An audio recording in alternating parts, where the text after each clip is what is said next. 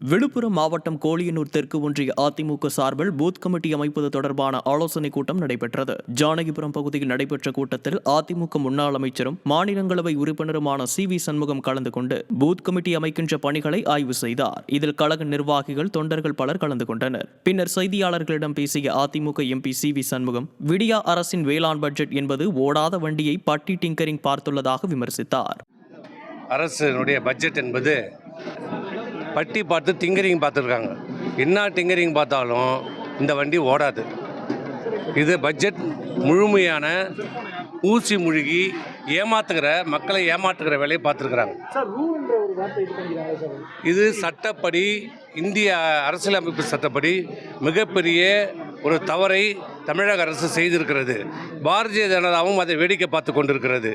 இந்திய அரசியலமைப்பு சட்டத்தின்படி அந்த ஃபைனான்ஸ் என்பது மத்திய அரசினுடைய பட்டியலில் வருகிறது.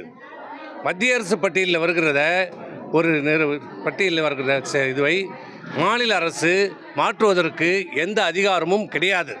அப்படி இருக்கின்ற பட்சத்தில் மத்திய அரசாங்கம் இன்று உடனடியாக ஆர்டிகல் 157 பிரகாரம் மாநில அரசாங்கத்திற்கு தாக்கீது அனுப்பியிருக்க வேண்டும். ஆகவே திமுகவும் பாரதிய ஜனதாவும் நாடகம் நடத்தி கொண்டிருக்கிறார்கள்.